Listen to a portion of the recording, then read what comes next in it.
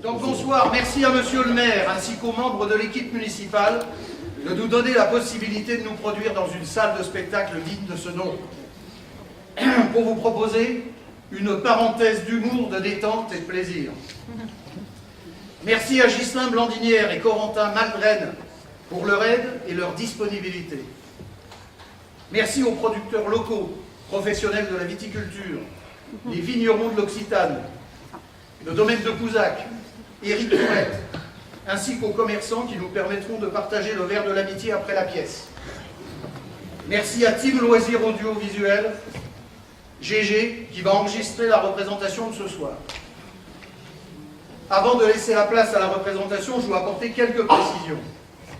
La pièce que nous allons jouer devant vous a été écrite en 1996. Force est de constater qu'elle est encore très actuelle. Aussi, nous tenons, toute la troupe, à préciser que toute ressemblance avec des personnes, avec des événements ou avec des lieux connus serait totalement fortuite. Maintenant, après vous avoir demandé de mettre vos portables sur silencieux, place au théâtre.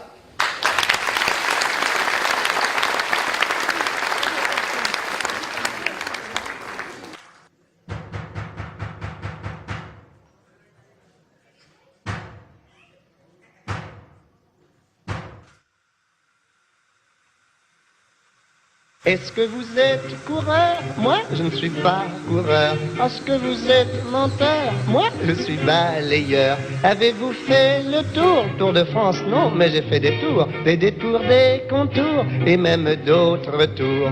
Des tours de Quackendy, des tours de Vélandardy. Vous êtes un blagueur. Est-ce que vous êtes coureur?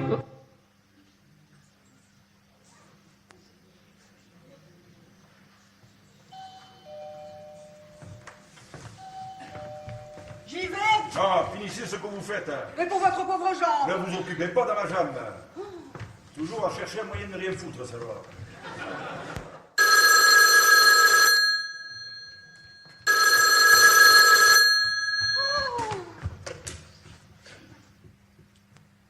Un monsieur est absent, monsieur. C'est de la part? Monsieur Bougitrou. Très bien. Au revoir, monsieur. Ben oui, vous êtes en avance. Qui c'était? Monsieur Bougitrou, il rappellera. Monsieur m'a parlé d'une visite, mais il ne m'a pas dit votre nom. Anita Sanchetti. Asseyez-vous, monsieur ne va pas tarder. Oh bah dites donc, qu'est-ce que c'est beau! Oh, je regrette que Katharina ait pas voulu m'accompagner. Katharina? Ma sœur, elle a renoncé à m'assister. Oh! On s'imagine Ah oui, pas! Renoir, ne touche pas. Pardon? La peinture n'est pas sèche. Asseyez-vous. Mais vous êtes ami avec monsieur? Non, non, pas du tout. Mais je me disais aussi. C'est Katharina qui a réussi à avoir monsieur Lequillard hier soir au téléphone. Je sais pas comment elle a trouvé son numéro, mais elle a pris rendez-vous pour moi. Ah bon, bien. Asseyez-vous. Et moi aussi, pardon, je ne devrais pas. Mais c'est ma jambe. Souvenir de combat avec un écossais, là. Bam! Un éclat dans le fémur. Ah. Un éclat de but? Non, un éclat de cornemuse. Hein. Mais ça fait mal. Hein. Donc, vous ne le connaissez pas, monsieur? Ah, moi, monsieur Lequillard, je l'ai seulement aperçu quand je travaillais dans sa société de transport. Vous savez, à Bagnolet. Mais non, je ne sais pas. Monsieur possède beaucoup d'entreprises, alors moi. Ah bon? Alors c'est pour ça qu'on l'a vu que 2 fois en 2 ans? Probablement. Évidemment, il ne s'est pas arrêté pour papoter. Hein. Mais il nous a fait un petit signe de la main. Oh, c'est pas grand-chose, hein, mais le geste, l'ouvrier, ah, il est sensible à ça. Hein. Oh oui, et puis la gentillesse de monsieur, c'est... Madame, moi, avant d'être au chômage à Bagnolet, j'étais cariste pour charger les camions. Hop, hop, au cul! Pardon? Au cul du camion. De quoi je me mêle? Vous êtes au chômage, hein? Oui. Et elle, qui c'est? La femme de chambre. Putain! Oh, aussi, probablement. Et la deuxième fois que j'ai vu monsieur Lequillard, c'est l'année dernière, quand il a été obligé de licencier la moitié du personnel. Ah oui, monsieur a dégraissé? C'est ça, il a dégraissé. Manque de peau? Eh ben j'étais dans le gras. La tuile, hein. Et vu comme ça va en ce moment au niveau du chômage, eh ben je savais que je partais pour une longue durée. La preuve, je l'ai rien retrouvé. Ah, c'est ennuyeux, ça. Ah oui, c'est ennuyeux, hein. Mais le jour du dégraissage, monsieur Lequillard, il nous a réunis dans la cour pour nous dire un petit mot d'adieu. Oh, ça nous a touchés parce qu'il n'était pas obligé de le faire. Hein. Mais non, mais ça, c'est la sensibilité de monsieur. Et vachement direct, il a été. Il est monté sur un bidon d'huile pour qu'on le voie bien et il nous a dit « Ça me fait mal au cœur de vous virer, mais si je vous vire pas, je peux pas sauver la boîte. » Eh oui, eh oui. Ah, mais quand il nous a dit « Ce qui m'ennuie le plus, c'est de voir que c'est les meilleurs qui partent, alors là, l'émotion. » Forcément ça. Et puis l'éloquence de monsieur, c'est... Ah oui, qu'est-ce qu'il est éloquent. Ensemble, si on comprenait bien, c'est nous les meilleurs qui, en partant au chômage, qu'ont sauvé la boîte. Voyez? Ah ben c'est marrant, parce que moi, quand j'étais gosse, plus une boîte embauchée d'ouvriers, mieux ça marchait. Eh bien maintenant, c'est le contraire. Mieux ça marche, plus elle t'en fout à la porte. Allez comprendre. Bref, pendant que monsieur le Quillard ne parle, il y a le représentant du personnel, qui était encore plus viré que les autres, forcément. Bien sûr. Il a crié à monsieur le Quillard « Ferme ta gueule, sale con !» Comment peut-on dire des choses comme ça? Ah ben ça vous empêcherait pas. Vous avez beau leur expliquer, il faut toujours qu'il y en ait qui gueulent sans rien comprendre. Ah, mais c'est l'ouvrier, ça. Ah mais monsieur le Quillard, il n'a pas bronché. Il est sauté de son baril. Il est monté dans sa Ferrari. Pif, paf, il a disparu. Je ne voulais pas faire voir qu'il était ému. Lui aussi, forcément. Bien sûr, bien sûr. Mais vous savez, ça n'est jamais sans une profonde tristesse que monsieur se sépare de son personnel. Ses enfants, comme il dit. Ah, l'humanité de monsieur. Ah oui, qu'est-ce qu'il est humain. Mais il sait ce que c'est. Il peut se mettre à notre place parce que il serait parti de rien, d'après ce qu'on dit. Ah, mais monsieur est parti de rien. Et c'est tout à la gloire de monsieur. C'est un exemple. D'ailleurs, monsieur raconte tout ça dans son livre de souvenirs, Le Grand Braquet. Ben, vous n'avez pas lu Le Grand Braquet de monsieur? Eh ben non, je l'ai vu dans la vitrine, mais 14 € le bouquin. Eh ben si je l'achète, il faut lever le pied sur la bouffe toute la semaine. Ah, tout de même, ça vaut l'effort. Jusqu'à 35 ans, de la page 12 à la page 48, monsieur a été un coureur cycliste professionnel. Un génie de la tactique. Une seule faiblesse, pas de mollet. Il avait le sens de la course, le dopage, tout ça, bien. Mais pas de mollet. Je dis, c'est un handicap dans le vélo. Ah bah oui, hein. Alors, cette Tour de France pour essayer l'incognito, jamais le prix. La seule fois qu'il a terminé, c'est lui qui devait de l'argent aux organisateurs. Alors, à 35 ans, monsieur lâche le vélo. Et ensuite, jusqu'à la page 72, c'est une porte-à-porte, quoi. Pour survivre, monsieur n'avait pas encore retrouvé sa voie. Alors, aspirateur, tapis d'Orient, voilà. Mais ça lui fait quel âge, page 72? 42 ans. Et là, monsieur va rencontrer madame, il est sale dessous. Eh bien, elle va l'aider. Oh, ça c'est beau. Ah oui, c'est beau. Une sorte de sponsoresse, quoi. Voilà. Et là, monsieur va se révéler dans les affaires et donner sa mesure. Il rachète une petite fabrique belge, la bruxelloise. Ces appareils électriques, d'un côté ça faisait les frites, et de l'autre ça cuisait les moules, vous voyez. Il n'y avait que deux boutons, un bouton frite, un bouton moule. Alors, grâce à son système de dégraissage, monsieur relance l'entreprise et la revaille. Et là, il rachète les casseuses bonifères. Alors là, grosse affaire, 500 ouvriers. Et là, slash, monsieur en garde 12. La revaille, etc., etc. Aujourd'hui, fin du premier volume, on privatiserait le métro. Monsieur serait preneur, hein. Cash. Le métro cash. Oui. Mais c'est dingue. Et à quoi ça tient? Si monsieur le Quillard rencontre pas madame, si elle lui file pas son fric, il serait encore à vendre des tapis d'Orient? Oh, probablement. Mais vous savez, c'est le cas de tous les grands navigateurs solitaires. Hein. On fait le Capone, le Van des Globes, mais si on ne rencontre pas le saucisson cochonou, le camembert le petit, on ne dépasse pas l'île de rire. Il faut voir les choses comme elles sont. Eh, il m'a peut-être oublié, hein. Oubliez, monsieur, non. Monsieur a dû faire des kilomètres en plus. Des kilomètres. Oui, 3 fois par semaine, monsieur fait son vélo autour de le champ de le bois de Boulogne, avec monsieur Drucker. Oh. Eh oui. Marcel! Oui. Mais où est-ce qu'il est? Mais je suis là, monsieur. Oh, Marcel! Oui. Écoutez, je vous cherche partout. Oui. J'ai crevé Porte Dauphine. Monsieur a crevé Porte Dauphine. Marcel, Oui. je descends la Bulle-Foche. Oui. J'étais bien. Je rentre dans le bois. J'aurais peur. Oui. Je tourne 1 heure avec Drucker. On se sépare. Je ressors du bois. Où même endroit. Monsieur l'avait comme moi, non. J'ai fini à pied. Monsieur a crevé 2 fois. Oh bah ça c'est emmerdant. On faudrait toujours avoir 2 boyaux. Qui c'est ça? Ça, c'est une ouvrière dégraissée à laquelle monsieur a donné rendez-vous. Je ne comprends pas. Rendez-vous? Oui, parce qu'avant je travaillais dans votre société de transport à Bagnolet. J'ai une société de transport à Bagnolet, moi. Mais oui, mais monsieur ne se souvient plus parce que monsieur trace énormément. Une société de transport que monsieur a revendue après dégraissage en vue du grand projet aérien de monsieur. Ma sœur vous a téléphoné hier soir à votre bureau et vous lui avez dit qu'elle vienne me voir. Madame Picot. Madame Picot. Katharina Picot.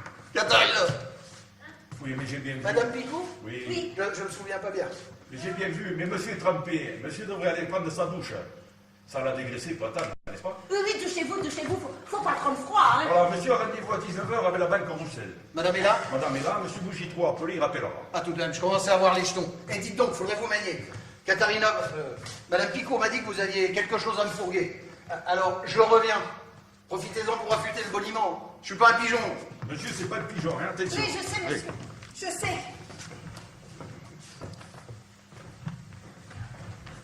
Monsieur le Guillard est parti se doucher. J'attends qu'il revienne. Oui. Vous voulez boire quelque chose? Ah non, merci, j'ai le trac. Je vais casser le verre. Hein. Dites, il est comment, monsieur le Guillard, dans le privé? Enfin, je veux dire, on peut causer? Pas longtemps. Vous avez quelque chose à lui demander? Ben, c'est-à-dire que j'ai un problème financier avec mon pavillon à Livry-Gargan. Il est en location-vente, et puis comme j'ai plus de boulot, ben, je vais tout paumer. Hein. Et vous êtes venu le voir pour lui demander de vous prêter de l'argent? Ah non, non, non, j'ai un truc à lui vendre. Hein. Ah, bah ça vaut mieux, parce que le quillard, c'est pas genre prêteur, vous voyez? Non, non, j'ai une affaire à lui proposer. Dites comme ça, par curiosité, hein. C'est combien le loyer ici, avenue Foch? 15 000 euros. Par an? Par mois. C'est dingue! Même en pensant toute une vie, je pourrais à peine le louer un quart d'heure. Bah écoutez, je sais pas ce que vous voulez vendre à le quillard, mais je vais vous donner un conseil. Si vous laisse le temps d'en placer une, dites-lui que c'est lui le plus grand, que c'est lui le plus fort, et que tous les autres, c'est rien que des cons. Brossez-le dans le sens du poil, il aime ça, ça augmentera vos chances. Eh ben, si j'avais su ça l'année dernière, eh ben, je serais peut-être encore à bagnoler. Corinne, vous descendrez chez Madame Le Quillard. Et pourquoi faire? Ben, elle vous le dira. Qu'est-ce qu'elle est bête, celle-là, gauche. Crève! Non. Ah ben, je vois qu'entre monsieur le maître d'hôtel et vous, c'est pas franchement copain-copain, hein. C'est un lèche-botte, toujours à me surveiller. Il compte mes sucres. Waouh! Et dites, ils habitent pas ensemble? Ben qui ça? Eh ben, le patron et sa femme, il vient de vous dire, descendez chez Madame Le Quillard. Ah, mais l'appartement du dessous, c'est la mère de monsieur. L'appartement du dessous, le même que celui-ci? Oui. Ben, il n'y a pas assez de place ici. Écoutez, Madame Mère n'encaisse pas Madame. Alors, faut dire que ma mère, elle a un caractère de chien. Monsieur l'a tiré de la misère. Pour la faire vivre dans le luxe, eh bien, ça lui plaît pas. Alors voilà qu'il a eu l'appartement du dessous à sa mère. Et maintenant, elle s'emmerde toute seule dans 400 mètres carrés. 400 mètres carrés! La vache, c'est mon jardin! Corinne, Oui, monsieur madame. n'est pas rentré. Monsieur prend sa douche, madame. Ah, très bien, merci beaucoup. Excusez-moi. Ah, mais je vous en prie, faites donc, faites donc! C'est Madame Le Quillard? Oui. Oh, elle a l'air gentille! Oh, elle l'est. Mais Madame Mère, c'est une teigne. Alors je descends, parce que sinon la vieille, elle va encore crier au scandale qu'on la laisse crever comme un chien dans son taudis. Bon, allons-y. Qu'est-ce que vous avez à me vendre? C'est quoi ça? Le 1 franc vermillon, Le 1 franc vermillon. 1849, toutes ses dents, comme neuf. Une rareté, un joyau. Ouais. Bon, et alors? Alors je vous le vends. Oh, elle me voit un timbre. Mais qu'est-ce que vous voulez que je foute d'un timbre? Même vermillon. Une pièce unique, expertisée. J'ai les certificats. Hein. Vous savez combien il vaut ce timbre-là? Ouais, 1 franc, c'est marqué dessus. 75 000 euros. Cotation officielle, la Joconde du philatéliste. Non, vous ne me le laissez pas. Vous le remettez dans votre poche avec votre verre grossissant et regrettez rien, s'il était bleu ciel, ça serait pareil. Monsieur le Cliard, ce timbre-là, c'est un bijou de famille. On se le repasse en se disant que si un jour on est dans le besoin, on le vend. Eh bien, ça y est, je suis dans le besoin. Et tout de suite, Katharina a pensé à vous. Comme on appelle les pompiers, quoi. Eh, je suis pas pompier. Rentrez chez vous, faites le 18. Monsieur le Quillard, c'est venu que vous êtes mon ancien patron et que l'année dernière, vous m'avez licencié pour pouvoir sauver votre boîte. Mais qu'est-ce que ça vient foutre? Ah bah si, hein. Katharina m'a dit, si toi et tes collègues, ils vous avaient pas viré, il pouvait pas sauver sa boîte. Donc, il doit être reconnaissant. Reconnaissant. Voilà. Donc, il va t'acheter ton vermillon. Eh, on rêve? Reconnaissant de quoi? Quand on fout des gens à la porte parce qu'ils sont de trop, on leur est pas reconnaissant de bien vouloir s'en aller? Sauf ceux qui traitent le sale compte en cause. Oh, comment peut-on, monsieur? Mais comment peut-on? Et quand les affaires reprennent, c'est pas pour acheter des vermillons. Et ça commence à faire long. Monsieur le Quillard, vous savez comment ça s'appelle, une pièce comme celle-là? Non, et je m'en fous. Et si madame... Picot. Et si madame Picot m'avait dit que vous vouliez me coller un timbre, je lui aurais dit de vous dire de rester à la maison. Allez, au revoir. Au revoir, Anita. Vous connaissez mon prénom? Oui. Katharina m'a dit, il faut que tu reçoives Anita, elle a des choses à te montrer. À vous tutoie? À vous montrer. Hein? Maintenant, il y en a marre. Monsieur le Quillard, ça s'appelle une valeur refuge. Bah, admettons, valeur refuge. Parce que franchement, j'ai une tronche à me réfugier dans un timbre. Non, mais comme disait votre maître d'hôtel, vous avez le métro, vous avez... Le métro. Vous m'affichez dans le métro puisqu'elle déconne. Ben, c'est votre maître d'hôtel qui m'a dit... Non, je disais à cette personne qu'après être parti de rien, monsieur avait aujourd'hui les moyens d'acheter le métro. Il est à vendre, le métro? Ah, c'était pour insinuer la puissance financière de monsieur. Que monsieur c'est le plus grand, le plus fort et que tous les autres c'est vite que des corps. Bravo, Marcel. Parfait. Monsieur le Quillard, mon timbre, vous le revendrez le double dans 17 ans. Eh non, j'en peux plus, il faut qu'elle parte. La tête me tourne. Ou je la balance dans l'avenue Foch. Il y a 6 étages, en bas c'est pas du gazon. Allez, au revoir. Tant pis, vous le regretterez. C'est lui qui le regrettera. Quoi? C'est Katharina qui m'a dit, s'il veut pas de ton vermillon, dis-lui qu'il le regrettera. Comment ça, je le regretterais? C'est une menace? Non, mais ce qu'elle a voulu dire, c'est qu'un vermillon d'1 franc dans cet état-là, et à ce prix-là, vous le retrouverez pas. Elle a dit ça, et mes frères aussi. Vos frères? Ils sont à Paris, vos frères? Oui, vous les connaissez? Mais bien sûr que non. Oui, ils sont là. Il y a Dominique, Napoléon et Tino. Oh, Tino, c'est un terrible. Ah, faut pas lui manquer, un Tino. Hein. Il est là aussi, Tino? Oui. Tenez, monsieur le Quillard, mon timbre, je vais vous le laisser jusqu'à demain. Parlez-en, faites-le voir. Non, je veux pas de ça chez moi. Un bout de papier de ce prix-là, ça se laisse pas chez les gens. Mais vous n'êtes pas les gens, vous êtes monsieur le Quillard. Et si on n'a pas confiance dans monsieur le Quillard, alors dans qui, hein?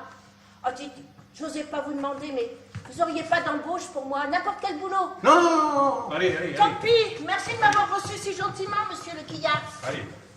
Katharina. Oh, Katharina, mais c'est pas vrai depuis le temps. Elle va pas recommencer à m'emmerder, celle-là. Qu'est-ce que je fais du vermillon, monsieur? Eh ben, vous avez qu'à vous le mettre où vous voulez. Vous lui rendrez quand elle reviendra. Bien, monsieur. Edmond des petits. Vous savez qui c'est? Ah, j'ai cru comprendre que monsieur connaissait Katharina. Oui, je la connais. Elle me disait aussi. Un petit écart il y a 2 ans. Ah, ça, un petit écart, ça, c'est le charme de monsieur. Oui, c'est ça, c'est mon charme.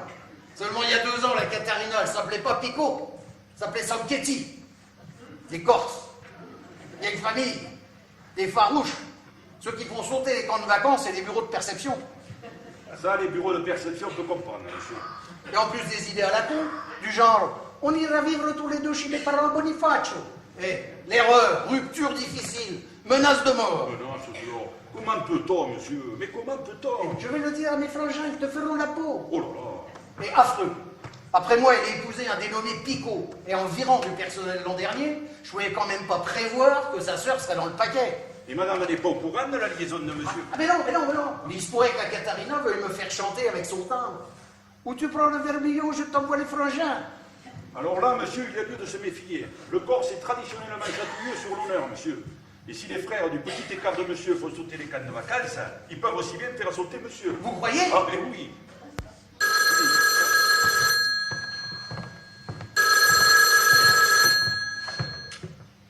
Allô? Oui? Ne quittez pas. Monsieur Bougitrou. Allô, Bougitrou? Ah, cher ami, je suis ravi de vous entendre. Hein? Comment allez-vous? Allons, rien de grave, j'espère. Dites-moi, cher ami, on se voit toujours demain pour boucler l'affaire. Comment? Vous n'êtes plus repreneur. Vous n'achetez plus Tétinou. Une expertise. Mais alors? Mes chiffres? Mais qu'est-ce qu'ils ont, mes chiffres? Bidon? C'est pas ça, les biberons Tétinou, la reine de mes entreprises. Et mes biberons, pas ça. Comment peut-on, monsieur? Mais comment peut-on? Comment peut-on? Une escroquerie? Ben voyons, cher ami, vos experts. Mais qu'est-ce qu'ils y connaissent en biberon, vos experts? Et c'est maintenant que tu me dis ça, enfoiré, la veille de signer. Et je suis déjà engagé par ailleurs jusqu'au cou, moi. Hein? Portez plainte. Ben essayez un peu pour voir, je vais te faire péter la gueule, moi, mon pote, tu vas voir. Hein? Ouais, casse-toi, pauvre con, j'en trouverai un moins comme toi pour les prendre, mes biberons. Va te faire foutre, gars! Et comment vont les enfants? Hein? Ah ben tant mieux. Allez, À bientôt, cher ami. Mais c'est pas vrai, hein. C'est pas vrai. Mais qu'est-ce qui se passe? Eh ben, il se passe que j'avais un repreneur pour mes biberons, je ne l'ai plus. Ah, tu vends tes tunnels? Oui. À qui? À Julien Bougitrou. Ben, tu connais pas, c'est un rock, mais il a des problèmes de fric. Eh ben, il laisse tomber. Bah, tu m'as toujours dit que c'était une bonne affaire, tes Tinou. Il doit être désolé. Désolé. Oh, il pleurait presque. En tout cas, moi, je suis dans la merde. Bon, c'est pas grave, tu trouveras quelqu'un d'autre. Moi, je file, je dîne au Georges V avec un Anglais. J'ouvre une nouvelle boutique à Piccadilly. Non, Fabienne. Je voudrais te parler 5 minutes. 5 minutes, mais pas plus. Pas plus. Pardon, monsieur, pour le champagne. Tout à l'heure. Tu attends quelqu'un? Oui, Madame Roussel. Ma banquière, la banque Roussel. Depuis 6 mois, mon petit cœur, je suis sur un projet fantastique. Je ne voulais pas t'en parler avant que ce soit fait. J'achète une compagnie aérienne. Une compagnie aérienne. Air Pèlerin. Air Pèlerin. Ouais. C'est une compagnie de charter. 6 avions, les lieux saints. Les lieux saints. Uniquement. Roissy, la Mecque. Bethléem, Fatima, Compostelle. Orly, Lourdes. Je prévois déjà une semaine gratuite dans le meilleur hôtel du lieu saint pour les miraculés. D'où Jésus? Exactement, on fera rien sans lui. Mauvaise gestion, liquidation, je reprends tout, compression du personnel. Plus de pilote? Voilà. Pour les avions qui rosènent hors de prix, le fioul. Ils auront moins de poussée au décollage, on les aidera. Oh, mais bravo! Et assieds-toi. Mais qu'est-ce que j'ai à voir avec ça? Chérie, je t'explique. La banque Roussel détient 49% des parts. Je suis majoritaire avec les 51% qui restent. C'est franc, c'est clair, on ne peut pas se tromper. Bravo, voilà une affaire claire et franche, ça va te changer. Je savais que ça te plairait. Après ce coup-là, American Airlines, ça devient une école de vol à voile. Eh bien, je dois faire vite, parce que pour bloquer le fonds, j'ai dû prendre une option ferme sur Air Pèlerin. Ils ont mis la barre très haut. Leur affaire, pour 90 millions d'euros, j'ai dû verser 40 millions d'arts. 40 millions d'euros? Mais c'est énorme. Méfiants, ils sont méfiants. Et pour ça, j'ai vendu 4 de mes 5 affaires. Il me reste 10 millions que je dois verser demain soir avant 18h. Je m'en sortais avec la vente de Tétinou, hein, parce que tu connais la règle. Si je lève l'option dans les délais, pas de problème. Mais si je la lève pas, je perds la caution. Et oui, c'est la règle. Alors dépêche-toi. Mais pour moi, perdre la caution, ne te cache pas, c'est la ruine. J'ai plus un rond derrière. Et d'où Jésus vient de m'inspirer. Plus de Bougitrou, tant mieux. Ah bon? Tu prends sa place. Je prends la place de Bougitrou. Voilà, tu vends tes magasins. Et avec l'argent de la vente, on lève l'option. Je vends mes magasins. Exactement. Ça prendra un petit peu de temps, mais tes boutiques sont connues, ils feront confiance. Avant 2 ans, tu doubles ta liste. C'est pas merveilleux, ça? Non. Non, ne me remercie pas, c'est ça un couple, non. Mais vendre mes magasins, mais tu es devenu complètement fou. Fabienne, une affaire en or sur un plateau. Il est hors de question que je vende mes magasins. Frisson, c'est 12 ans de travail. Je ne vendrai rien, pas un tiroir. Débrouille-toi. Mais Fabienne, ne fais pas ce coup-là pour moi, Air Pèlerin. C'est la cour des grands, le top. Tu comprends ça? Je ne marche pas. Je ne vendrai pas mes magasins pour venger ton enfance malheureuse. Ah, parlons-en de tes magasins. Qui t'a offert le premier? Moi. Pour te distraire. Un comble. On changeait de milieu, de relation. Tu pouvais jouer au golf, faire des croisières, donner des réceptions. Non. Tout ça, ça ennuyait madame. Une boutique. Alors on a essayé le prêt-à-porter. La porcelaine chinoise. L'agence de voyage de luxe. C'est ce qui t'a permis de paumer 3 comtesses dans le désert mauritanien. Elles se sont fait enlever par les Touaregs. Et le pire, c'est qu'elles ne veulent pas revenir. Tout ça, ça m'a coûté la peau des fesses. Et comme ça ne te distrayait pas suffisamment, on revendait à perte. D'accord? D'accord, mais après. Ah bah après, on a plongé dans le sous-vêtement féminin. Une ravissante boutique s'était gagnée. Grâce à moi, depuis 10 ans, tu joues à la marchande. Aujourd'hui, je te demande de me renvoyer l'ascenseur. Non. Je suis la 3e exportatrice de dessous féminins français. Je ne vais pas vendre ma chaîne pour t'offrir une escadrille. Ta chaîne. Tu vas pas comparer tes boutiques à Froufrou avec le groupe Sofitel, non? Et toi? Hein? Avec quelle économie tu as pu démarrer dans les affaires? Hein? Avec mes petites économies de champouineuse. Parce que quand je t'ai rencontré, tu venais de tomber de vélo pour la dernière fois. Et personne ne voulait plus te ramasser. Oh, dis, je t'en prie. Même pas ta mère, qui vivait avec 3 € par jour dans une cabane à outils à Broutigny dans l'Eure. Ah, c'est délicat de me rappeler ça. 2 lignes. Quoi de ligne? Tout ce que j'ai sacrifié pour toi, ça fait 2 lignes à la page 72. Tu as honte ou quoi? Mais j'étais pressé par l'éditeur. Mais on arrangera ça au 2e volume. Heureusement que je t'ai épousé avec les précautions d'usage, hein? Séparation de biens. Mais qu'est-ce que ça vient faire? Tu aurais vendu mes frissons sans rien me dire? Jamais.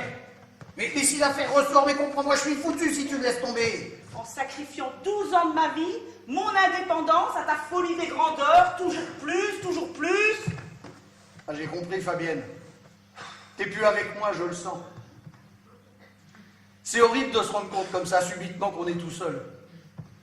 J'ai souvent connu ça quand j'étais coureur. Je pédalais confiant, le nez dans le guidon. Quand je le relevais, j'étais tout seul. Oui, bien aujourd'hui, c'est plus le cas, hein? Avec tes 5 avocats, tes 3 conseillers financiers, tes petites secrétaires en jupette, ton chauffeur, ton gorille qui veille sur toi comme sur leur portefeuille, tu roules en peloton. Tu ne peux pas te sentir seul, c'est une impression. Eh ben, si tu le fais pas pour moi, fais-le pour eux. Pour eux? Pour mes pèlerins. Fatima, Compostelle, Saint-Jacques, l'espérance de retour sans béquille, l'escalier de la passerelle, 2 marches, par 2 marches, sentir la rampe. Mais dans quelle main ça va tomber tout ça? Non, non, non, non, non. Franck Lequillard, pas à moi. Franck Lequillard, humain, sensible, généreux. Non, pas à moi. C'est pas avec tes dons à l'Institut Pasteur qu'on vaincra le cancer, hein? Pardon, monsieur, pour le champagne. Le temps est propice à un service sur la terrasse. Ouais. Allez, va pour du champagne. Et puis ok pour le service sur la terrasse toute manière, il faudra au moins ça. Ça va être un calvaire. Tiens, l'affaire était bouclée. Je voulais arroser ça. Maintenant, il est trop tard pour annuler la banquière. Ouais, j'ai une autre idée. Tu gardes tes magasins. Tu remets ton rendez-vous avec l'anglais à demain. Mais ce soir, tu restes avec lui. Non, je ne remets rien. C'est trop important et je suis beaucoup trop en retard. Mais Fabienne, tu peux me sauver la mise. 1 semaine ou 2, le temps de me retourner. Tout ce que je te demande, c'est d'être mon associé pendant 1 heure. Quoi? Merci. Devant la banquière, ça peut jouer comme ça. Tu n'étais pas au courant de mon projet de rachat d'Air Pèlerin. Donc je viens de te l'apprendre. Donc toi, t'es étonné. Estomac est pressé. Hein? Air Pèlerin? Ouh! Air Pèlerin? Ouh! Mais pourquoi tu m'as rien dit? Oh! Mais j'en veux. Donne-moi 10 millions d'Air Pèlerin. Et tu demandes à la banquière 15 jours pour réunir les fonds. Voilà. Elle s'arrangera avec Air Pèlerin pour obtenir le délai. Moi, 15 jours, ça me donne le temps de vendre mes biberons. Je me pointe à l'heure prévue avec mon chèque. Sauvé. Tu peux faire ça au moins, non? Qu'est-ce que c'est que cette comédie? Mais pourquoi tu ne les demandes pas toi-même, tes 15 jours de délai à Air Pèlerin? Mais parce que le PDG d'Air Pèlerin refusera certainement, c'est un sale con. Ici, grâce à toi, la banque intervient, il la boucle. Et comme je n'ai pas l'intention de vendre, ce serait tromper cette femme. Jamais. Ta compagne, oui. Ta complice, non. Enfin, tu me connais pourtant. Oui, et c'est pour ça que je t'aime. Que je t'admire. Je donnerai ta vie pour moi. Ton honnêteté et ta droiture, tout ça. Mais tu pourrais faire une entorse pour me sauver la vie. Non, je ne ferai pas d'entorse pour te sauver la vie, parce que tu n'en ferais pas pour sauver la mienne. Fais comme tu voudras. Mais je te préviens, si tu continues dans tes magouilles, je te quitte. Tu me quittes? Ou tu travailles proprement, ou je divorce. Ta réputation va finir par nuire à la mienne. Divorcer pour ça? Oui, divorcer pour ça. J'ai pas l'intention d'être la femme d'un homme qui ne sera bientôt plus visible qu'une fois par mois. Comment ça, visible qu'une fois par mois? En prison, à Fleury-Mérogis.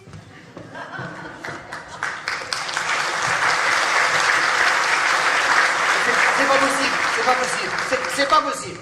Ça ne va pas, monsieur? Non, ça va pas. Ah, monsieur a dû faire trop de kilomètres. Non. Est-ce que je peux faire quelque chose pour aider? Oh ben oui, tiens. Prêtez-moi 10 millions d'euros. Je prête 10 millions d'euros, monsieur. Mais pour 15 jours, 3 semaines. Ça m'ennuie de vous demander ça. Mais pas du tout, monsieur, au contraire, je suis très honoré.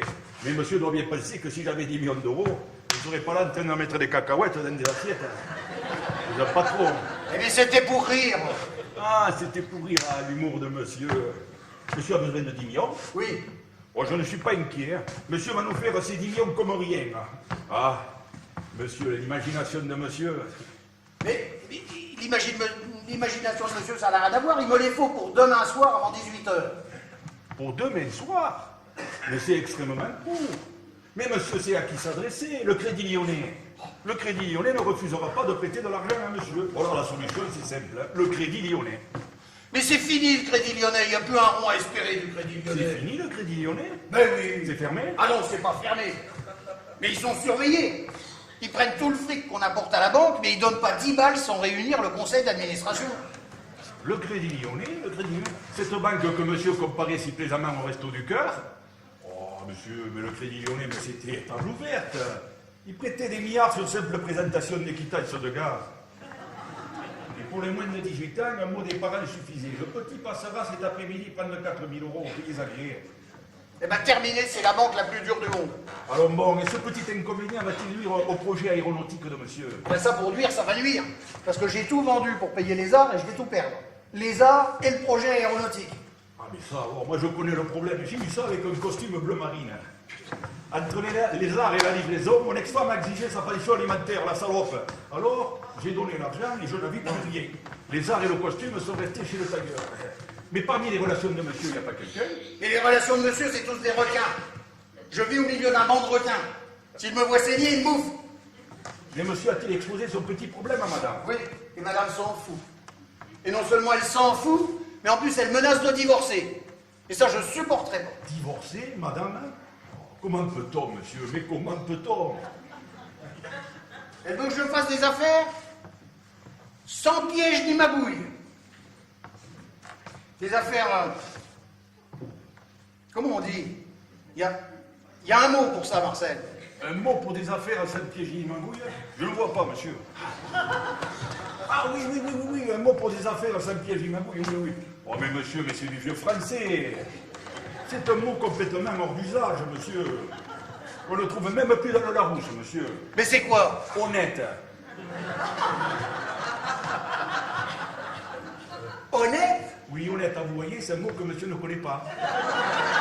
Mais autrefois, ça se disait, même ça avait le sens. Hein. Ah, on disait faire des affaires honnêtes, c'était... Mais aujourd'hui, monsieur, les choses étant ce qu'elles sont, faire des affaires honnêtes, monsieur ne peut pas prendre ce risque-là. Monsieur va se retrouver tout seul, une petite crevette dans un banc de requins, monsieur. Eh bien, honnête ou pas, si je trouve pas ce fric, je redémarre page 42. Et Vibro ma sœur, tapis d'Orient, etc. Monsieur serait ruiné. Ah, mais je le serai demain. Mais alors, dans ces conditions, monsieur va être amené à dégraisser la domestique. Forcément. Ah, mais c'est beaucoup plus grave que ce que je pensais. Monsieur doit réagir, monsieur a charge d'âme. Monsieur doit lutter, faire face. C'est moi le plus grand, c'est moi le plus fort, et tous les autres, c'est rique des cons. Je sais, et depuis cette histoire de biberon, j'ai comme un doute. Ah mais monsieur, le doute, ça paralyse. C'est pas le moment d'être paralysé. Que monsieur pense à toutes ces personnes qui dépendent de lui, comme... Ouais, mais pour lutter et faire face, eh ben, il me faut 10 millions demain soir, à l'heure des apéricubes. C'est clair? Je sais, monsieur, mais moi, je parlais pas pour moi. Moi, je resterai au service de monsieur. Moi, vous savez, un quignon de pain en oignon, ça me suffit. Merci, Marcel. Mais non, monsieur.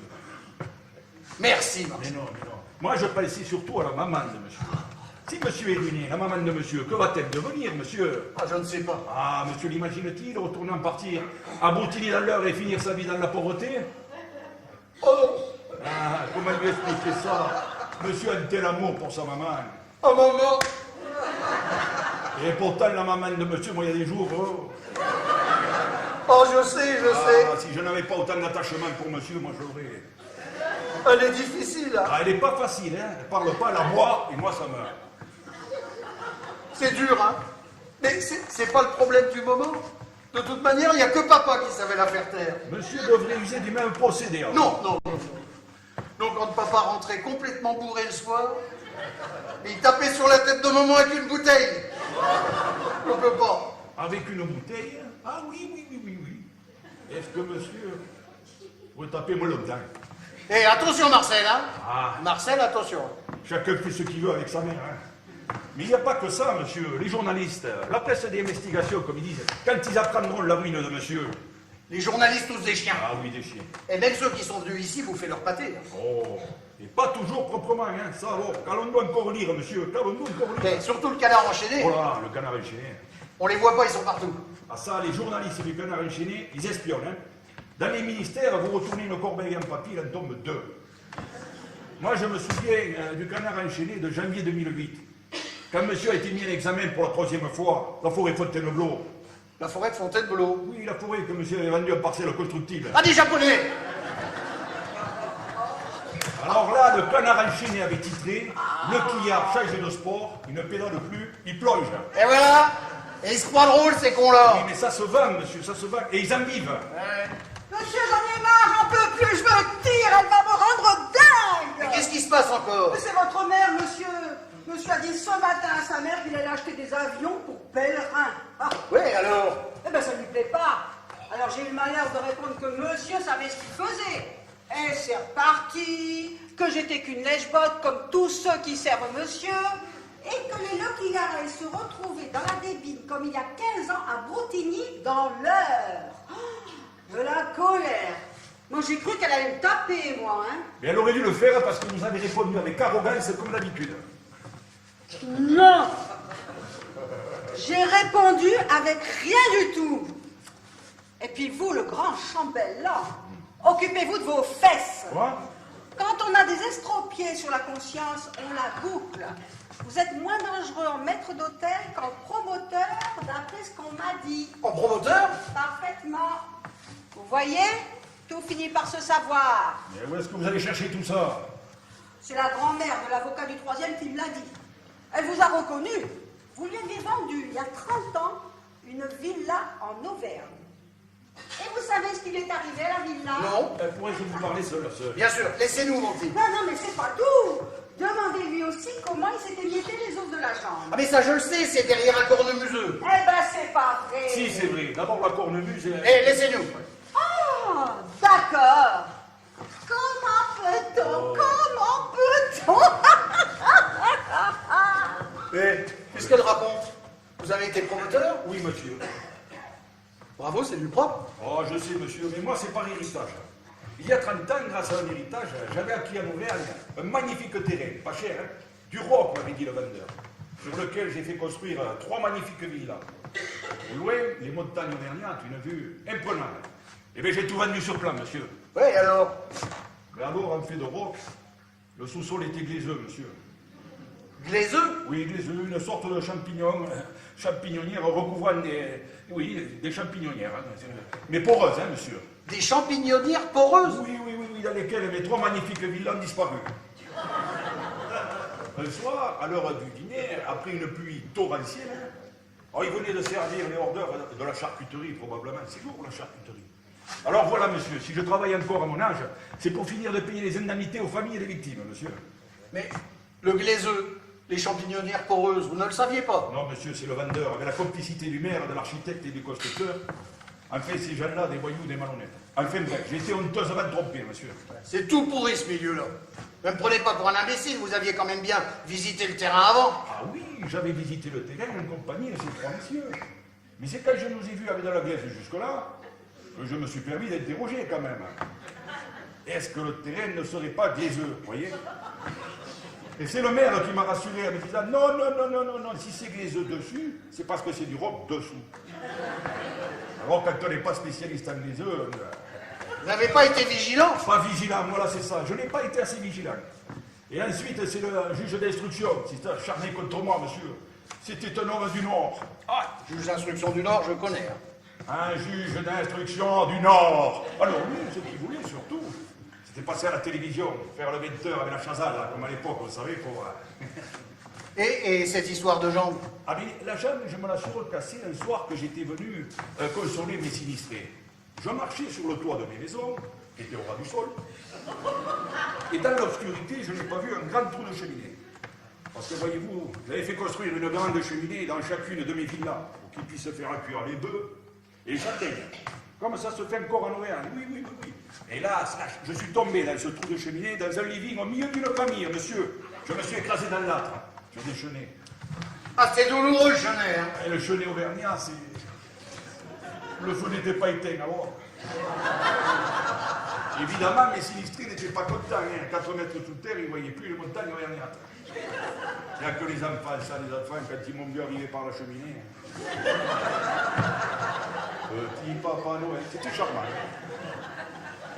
Et c'est là que vous vous êtes rebrisé la jambe. Et c'est là que je me suis rebrisé la jambe. Alors, monsieur peut comprendre avec quelle joie je suis entré au service de monsieur des années plus tard.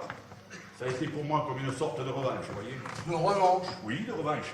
Après avoir été l'innocente victime des hommes d'affaires, j'ai vu monsieur faire des affaires avec des gens de la haute finance.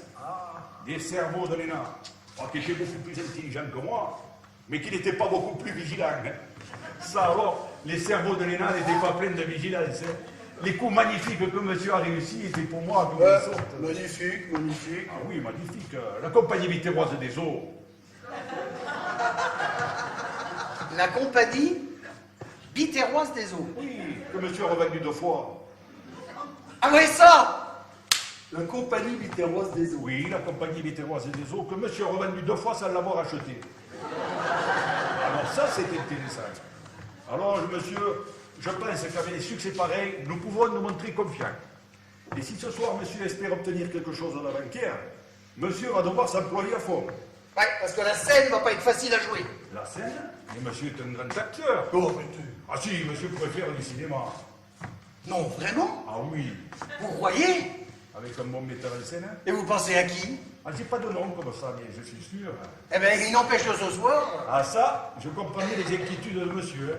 Parce que moi-même, autrefois, avant que le rideau se lève, j'étais en jeune état. Eh, vous avez déjà fait l'acteur? Ah oui, j'étais Cyrano de Bergerac. Avec qui? Avec la troupe de l'école hôtelière de Pézenas. Et ça a marché? Oh, on a fait le tabac, bien sûr, je peux me permettre. Hein. Surtout dans la scène de Roxane. À un moment, Roxane, elle est sur son balcon, et Cyrano, il est dessous et il déclame. Un baiser! Vous voyez, Roxane? C'était la fille de salle de l'hôtel de la gare. Elle était comme ça, hein. Alors, c'était elle ou sa mère, alors, Roxane, sur son balcon, elle garde une patte. Moi, j'ai pas voulu rester dessous, hein. Je voulais pas jouer Cyrano avec Roxane sur les épaules. Alors, de loin, un baiser! Et Roxane, là-haut, sur son balcon, qu'est-ce que tu dis? La Shelby. Alors, j'allais un peu plus loin. Ah non, c'est un peu court, je peux vous réciter la tirade d'Aîné. Non, je la connais, puis c'est un peu long, j'ai pas la tête à ça. Et à la fin de l'envoi, j'avais en face de moi le sourcil du carton. Alors lui, c'était ça. Bon. Ah. Le plus grave, c'est qu'il était large comme ça. Il fallait bien viser, hein. Et à la fin de l'envoi, je touche. Ah. Oui, c'est bien, Marcel, ça va. Ah ouais, mais c'est que je suis bloqué, monsieur. Mais c'est pas grave, on va arranger ça. Corinne! Et c'est pas le moment de rester à l'équerre. Mais qu'est-ce qu'il a? Eh ben, il s'est fendu. Alors redressez-le, il joue dans 1 heure.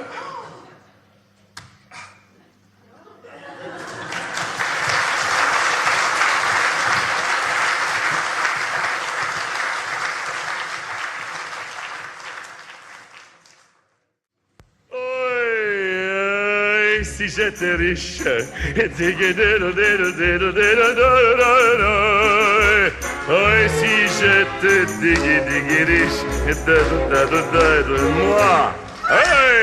tiens la charrette, si j'étais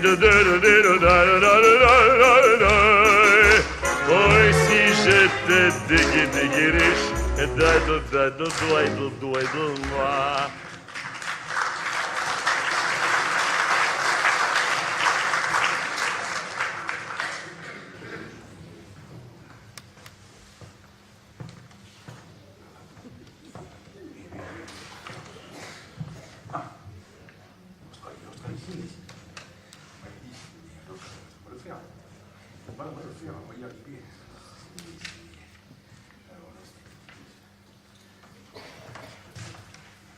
Bon alors, ça ira? Ça ira, monsieur, j'espère. Si monsieur est d'accord pour l'Australie, j'arriverai de Sydney. Très bien. Enfin, nous avons le Sydney, mais aussi Melbourne ou Adélaïde, si monsieur préfère. Non, Sydney. Car je me suis renseigné. Madame Roussel ne connaît pas l'Australie. Elle n'y a jamais foutu les pieds. Elle ne sait même pas où c'est. Ah oui, quand même, je le traque, monsieur. Marcel, Oui. quand on a joué Cyrano de Bergerac, Oui. on est capable de jouer un milliardaire australien. Oui, monsieur. Hein? On ne vous demande pas de parler en vert, Non, non, monsieur. ni de porter un faux nez. Non, monsieur. Et arrêtez de m'appeler monsieur. Vous ne m'appelez plus monsieur. Vous m'appelez... Je vous appelle Franck parce que je vous ai toujours connu.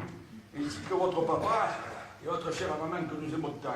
Quand j'ai connu votre papa, il était déjà cantonnier à Montigny, à l'heure, il tapait sa femme avec une bouteille.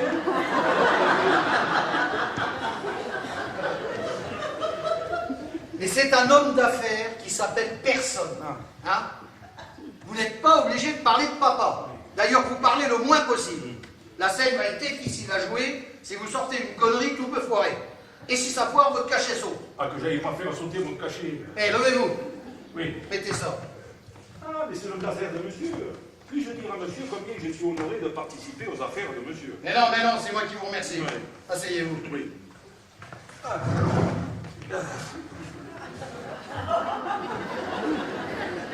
Et vous faites quoi, là? Eh bien, je fais le milliardaire australien, monsieur. Avec tout ça. Eh, c'est quoi tout ça? Et ça, c'est le cigare que monsieur va me donner. Ils sont là derrière. Eh, je sais, hein. Et je sais où je cache mes cigares. Moi aussi, les meilleurs sont là.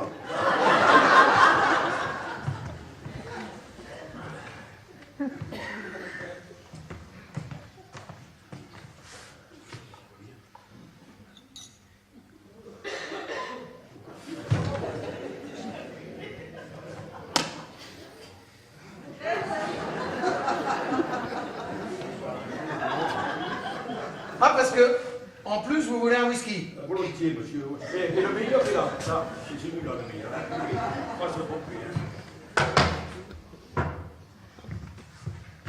Oui.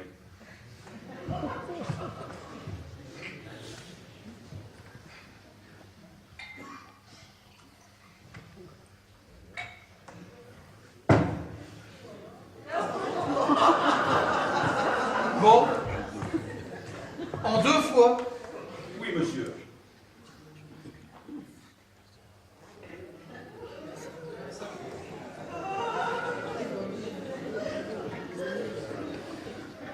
Deux.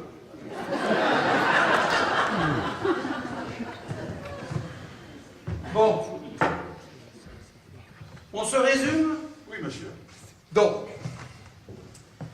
vous possédez en Australie d'immenses territoires couverts de moutons. À supposer que Madame Roussette, ma banquière, vous demande de qui vous tenez ça, vous avez hérité d'un oncle il y a une 30aine d'années. L'oncle Adolphe, hein?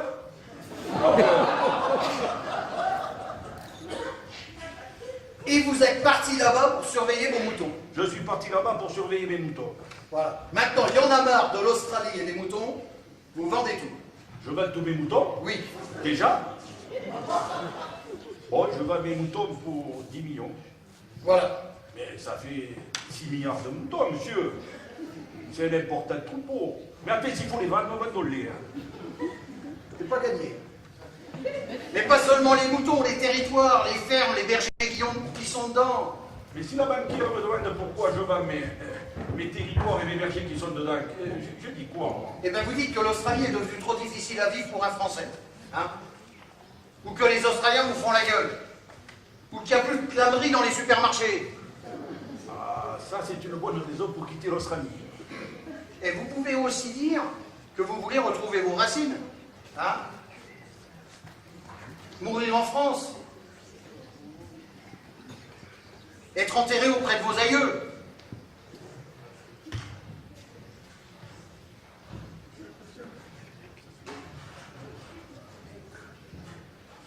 Hein? Être enterré auprès de vos aïeux.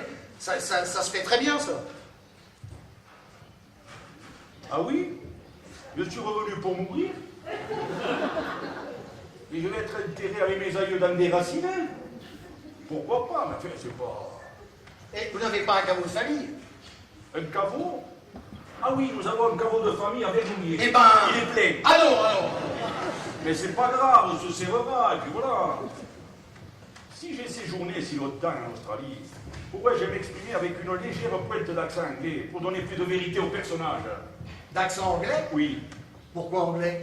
parce que les Australiens parlent anglais. Ils parlent anglais, les Australiens? Ah oui, autrefois, quand les Français faisaient sauter des bombes dans les atolls, les Australiens manifestaient avec des banderoles.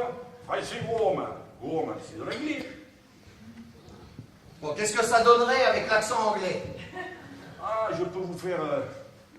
je vends mes troupeaux de moutons. Je vends mes troupeaux, madame. Ou alors, mes troupeaux de moutons, je vends. Mes troupeaux, je vends, madame. Quoi? Non, mais ça, c'est la cerise sur le gâteau en cas d'urgence. Hein. Non, Non? non, sans la cerise. Sans l'accent.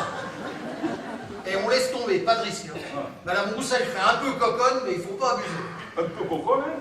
Monsieur aurait tort de sous-estimer Madame Roussel, parce que cette dame est quand même devenue banquière, monsieur. Oui, mais d'après ce qu'on raconte, c'est pas à sa tête qu'elle le doit. Un vrai conte de fées. Elle a commencé sa carrière comme vendeuse dans une maroquinerie rue de Courcelles. Elle grimpait sur une échelle qu'elle faisait tenir par les clients pour aller attraper des valises en haut des rayons. Et ça a fini par payer. Hein. Ces valises ont plu à un banquier. Il lui en a acheté 3 par jour pendant une semaine. Il l'a épousée, il est mort, elle a hérité de la banque. Bon, revenons à nos moutons. Madame Roussel, qui va pas tarder à se pointer, pense que l'affaire est bouclée, que j'ai vendu Tétinou et que l'option sera levée dans les délais prévus. C'est ce que pense Madame Roussel, mais c'est pas ça du tout. Non, c'est pas ça du tout, et c'est là que vous faites votre entrée. Ah, que je rate pas mon entrée. Hein. Et surtout qu'il n'y en aura pas 50. Hein, faudra faire court. Donc, vous débarquez d'Australie à Paris et... Et je vous rends une petite visite comme à chacun de mes passages. Parfait. Ensuite, Ensuite, vous m'apprenez que vous alliez acheter un pèlerin avec l'argent de Tétinou, mais que l'acheteur de Tétinou, il vous laisse tomber parce qu'il a découvert que Tétinou, c'était une affaire complètement pourrie, il ne veut pas, il ne veut pas.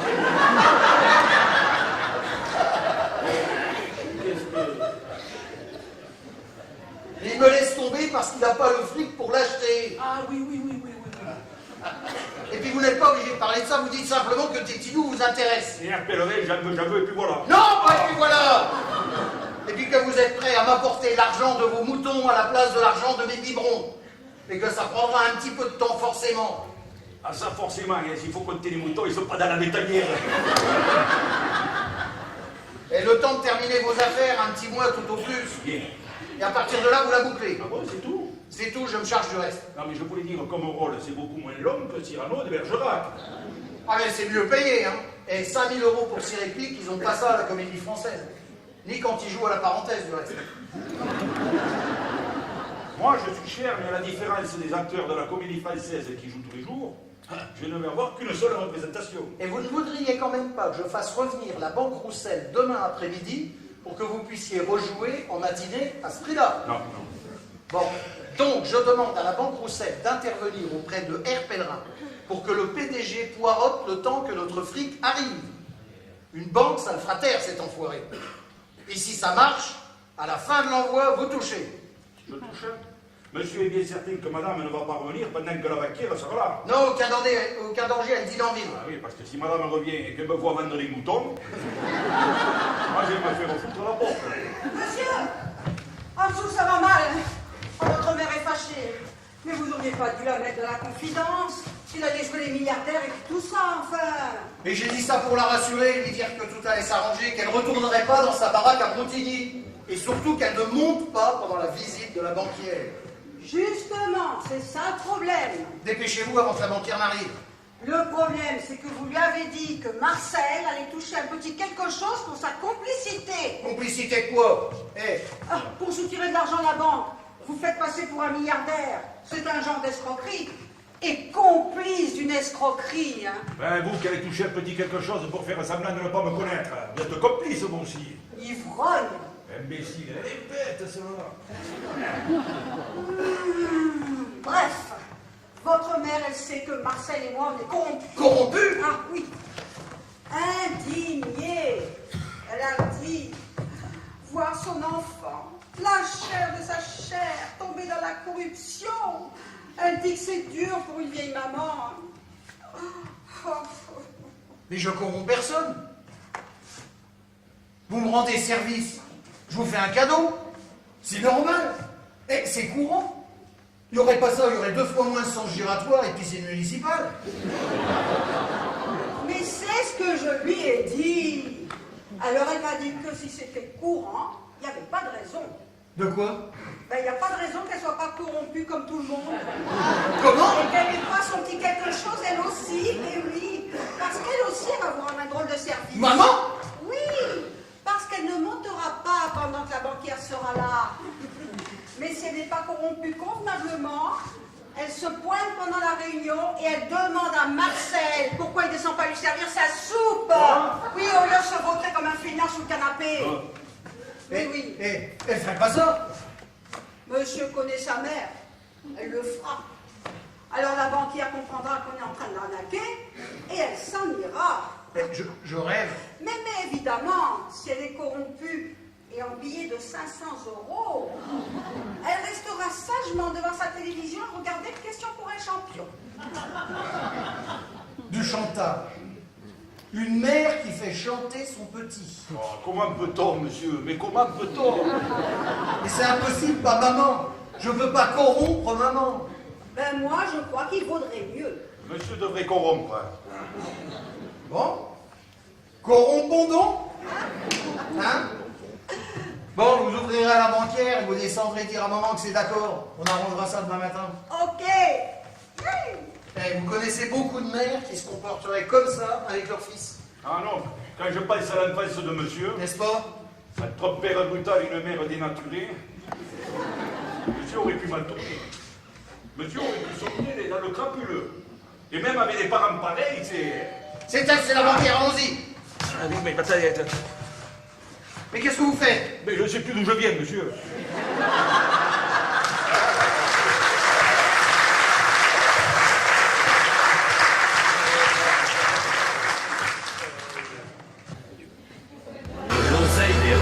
Des savoirs et des fonds, la galette, la cagnotte, la braise, des jetons, des escomptes, des produits, des avances, des coupons, c'est des sous, des écus, des gains, des transactions.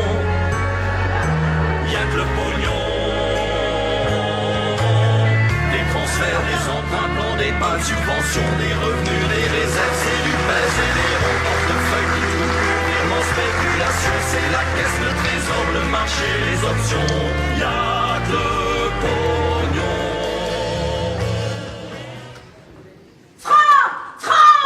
Mais qu'est-ce que ça veut dire? Corinne! Marcel! Oui, madame, bonjour, madame. Monsieur dort encore, madame. Monsieur était un peu agité hier soir en se couchant. Monsieur a pris 2 Lexomil et 3 Temesta, madame. Il voulait absolument dormir. Bonjour madame, il fallait pas monter, j'allais justement vous descendre votre petit déjeuner. Un café seulement. On veut pas son petit croissant, sa petite compote. Non, on veut pas. Et arrêtez de me parler comme si j'avais 22 mois. Fabien est là. Madame est partie. Bon alors, comment ça s'est passé hier soir? Mal, madame, mal. La banque Roussel s'est montrée réticente. Réticente. Réticente. Elle vous a envoyé vous faire foutre, oui? Oui, madame. C'était fatal. Vous faites pas plus australien que milliardaire. On repart à Broutigny. En tout cas, dans le rôle, moi, j'ai été très bien. Les bergers, les moutons, les caveaux de famille, bien, bien. Mais la banque Roussel refuse d'intervenir auprès des pèlerins sans consulter d'abord son conseil d'administration. Alors, Et qu'est-ce qu'il dit, son conseil? mais il dit rien parce que tous ces membres sont partis en vacances 3 semaines aux Bahamas. Alors, monsieur ne peut pas attendre qu'il revienne. Monsieur, c'est ce soir qu'il a besoin de... Eh, bravo!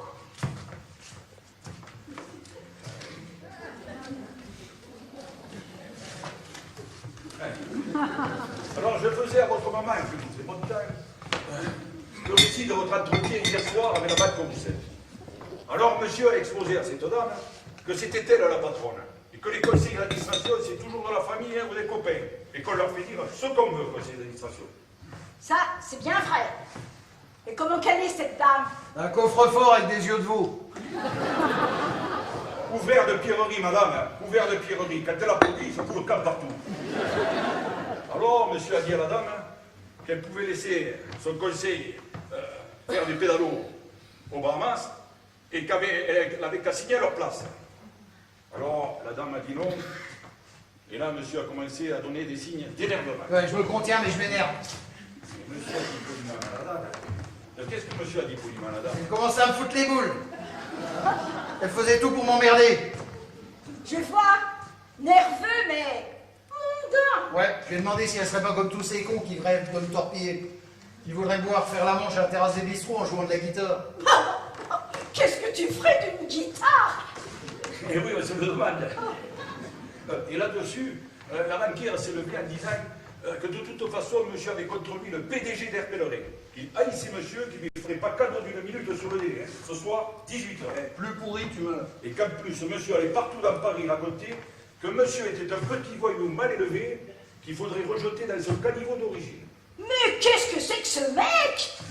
Et pourquoi tu ne peux pas voir mon Franck? Mais il le déteste parce que son frère a été ruiné par monsieur. Eh, c'est pas vrai. Et je ne l'ai pas ruiné. Il s'est ruiné tout seul. On a fait les affaires ensemble, il n'a pas été vigilant. Eh ben alors de quoi il se mêle? Et qu'est-ce qu'il est devenu, le frère? Eh ben maintenant, il crache le feu sur le carré des Halles en jouant de la guitare. Et en tout cas, pour notre affaire, c'est l'échec. L'échec, monsieur, je ne l'ai pas perdu. L'ultimatum Air Pèlerin expire ce soir à 18h. Nous avons toute la journée, il n'est que 9h15. La situation peut évoluer. Ça, c'est sûr.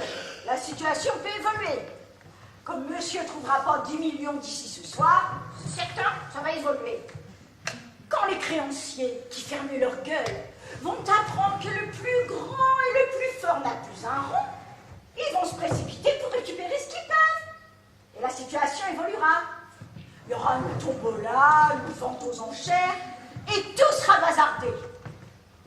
Et moi, mon évolution personnelle, c'est que je vais descendre de l'autocar à Broutigny avec une demi-baguette et un saucisson dans mon cabas et sonner des voisins. Maman, tu exagères. Tais-toi! La honte pour moi! C'est dur, tu sais. La pauvreté, ça se supporte, à condition de ne pas en sortir. Quand je pense qu'hier, je suis encore allée au cinéma en Rolls. Et moi, quoi? Une reprise, les baffes. Votre café, madame, je vous le sers. Trop tard!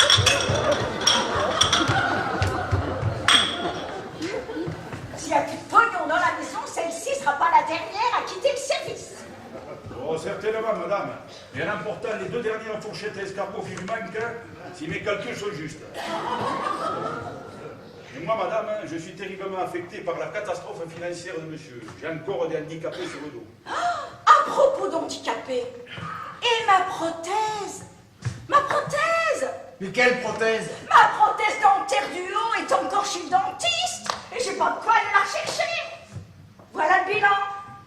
Après avoir couché pendant 20 ans dans une copie du lit d'à Pompadour, je vais finir sur une paillasse recouverte de cartons d'emballage.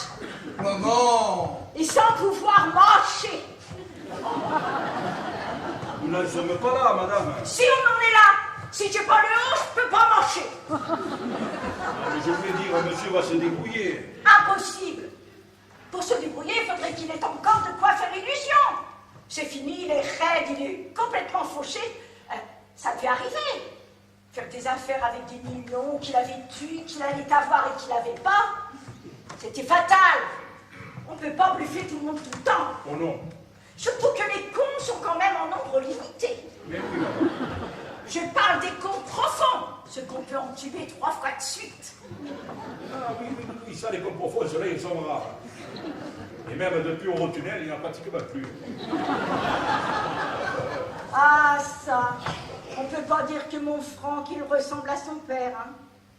C'était pas un ambitieux, le Gustave. Un modeste, c'était. Un effacé. Eh, Ça, pour être effacé, il était effacé. Quand il est décédé, la mairie le croyait mort depuis 20 ans. Toute une vie au service technique de Broutigny, sans passer cantonnier titulaire. On l'a plus souvent vu appuyer sur le manche de son balai qu'en train de pousser les feuilles. Feuille, râteau, c'est le chasse des municipaux.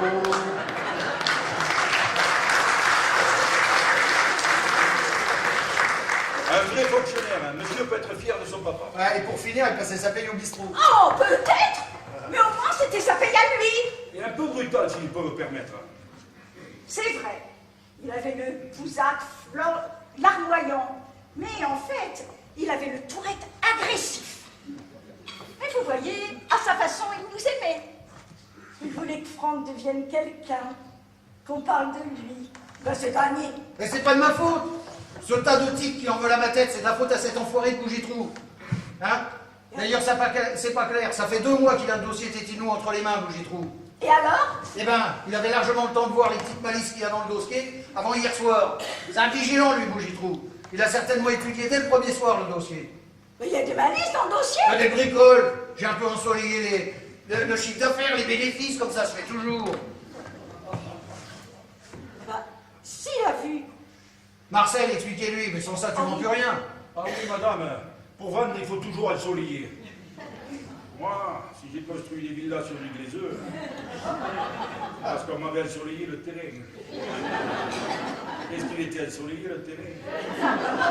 S'il a fait des malices dans le dossier, c'est pas étonnant qu'il laisse tomber tes biberons. Oui, mais pourquoi à la dernière minute? Ça fait 2 mois que je lui cours après pour le faire signer. La vérité, c'est qu'il m'a trimballé. Pourquoi il a fait ça? Il y a une raison. En tout cas, moi, ce qui est clair, je vais refiler des millions d'argent frais à Air Pèlerin. Ça va les requinquer. Ils n'ont plus besoin de vendre. Ils vont décoller. Racheter Air France. Bon, avec Air France, ils décolleront pas. Le marché du siècle. Et moi, pendant ce temps-là, grelottant sous mes cartons d'emballage. Mais arrête, comment ça suffit? Quoi? Arrête ton numéro de pauvresse, ça prend plus. Tu sais très bien que tu ne retourneras pas à Broutigny, je le sais aussi. Ça alors? Madame dit ça pour vous taquiner, monsieur. Taquiner. Mais est-ce que j'ai une tête à taquiner, moi? Non, mais... Taquiner? Dans le malheur où je suis? Mais t'es pas dans le malheur, t'as plus de fric que moi. Quoi? Maman, depuis 10 ans, je te donne tous les mois de l'argent de poche de pouvoir boucher le trou de la sécu. Hein? Tu dépenses rien, qu'est-ce que tu fais de ce pognon-là? Ça te regarde pas. Tu me le dis ou je te le dis? Bon, d'accord, c'est vrai, j'ai mis un petit peu de côté. C'est vrai. Suffisamment pour ne pas retourner à Broutigny. Oh, j'ai réservé une petite chambre bien modeste dans une résidence pour personnes âgées, comme ça se fait aujourd'hui. Ah ouais, les résidents. Ah bon, t'es au courant? Ouais, dans la Creuse. Dans la Creuse, un truc pour vieux, avec des petits jeux éducatifs, danse en rond, guignol, bac à sable. Ah, tu vois, c'est pas Disneyland. Ouais, et comme t'avais peur de pas avoir ta chambre, t'as acheté la résidence. T'es propriétaire des résidents. 40 chambres, 10 hectares de parc. J'avais mis un petit peu de côté, je viens de te le dire. Mais je sais comment tu les diriges, les résidents. C'est honteux. Honteux? T'as compressé dans le personnel. Ah, légèrement, à cause des charges. On se rend pas compte des charges. Non, pas légèrement. T'as compressé au point que c'est les vieilles résidentes qui font la bouffe et le ménage. Et les vieux résidents qui entretiennent la toiture et ravalent la façade. C'est honteux. Mais c'est pour leur bien. La pose des tuiles, c'est dur pour les impotents, d'accord. Mais après une journée de travail, ils dorment mieux. Et ils ont la joie de se sentir encore utiles. Ce qui est bon pour leur morale. Et le moral, c'est la santé. Eh bien, il vaut mieux qu'il ait la santé. Parce que t'as aussi viré le médecin qui assurait la surveillance médicale.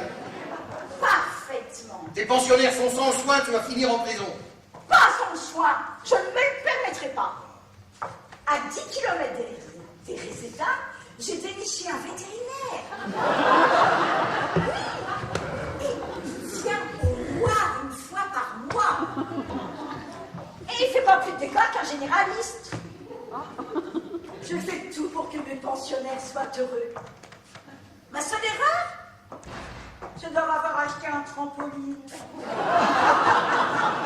Un quoi? Un trampoline! Ah, ce qu'ils ont pu s'amuser avec ce trampoline. Et hop! Et hop! Et hop! Mais comme la moitié retombée à côté, je l'ai revendue, j'avais plus personne en cuisine. Et pour ce qui est du personnel, c'est pas toi qui vas me reprocher de faire de la compression. Et tu seras peut-être bien content un jour de trouver les résédas pour te loger. Bien sûr, je remplacerai les tuiles. Et pourquoi pas? Mais je serais bien plus tranquille à te savoir sur mon toit qu'à t'occuper de mon tiroir-caisse. Tu veux le fond de la pensée? Allez, il vaut mieux que tout ça arrive maintenant. Tu es encore jeune, tu te referas.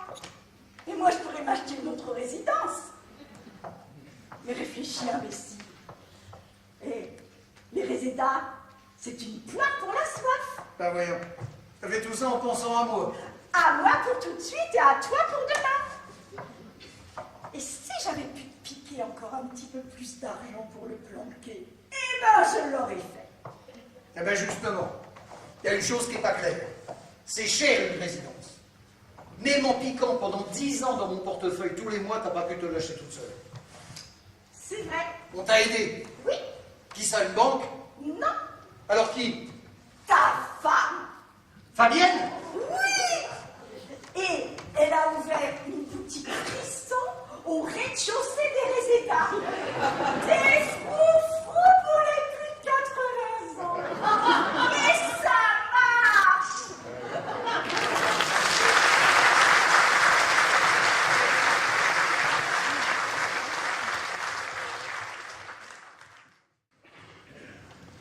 C'est en romançant l'appel qui renversa toutes les chandelles, mettant le feu à tout le château qui se consuma du bas en haut. Le vent soufflant sur l'incendie se propagea à l'écurie, et c'est ainsi qu'en un moment on vit périr votre jument. Mais à part ça, madame la marquise, tout va très bien, tout va très bien. Tout va très bien, tout va très bien.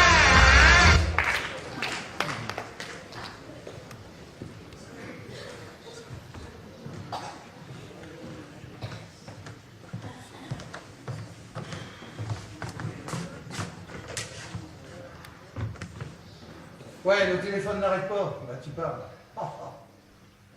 Ah, il paraît que... Ah, on dit que... Ouais, bah, forcément. N'ouvrez à personne, Marcel.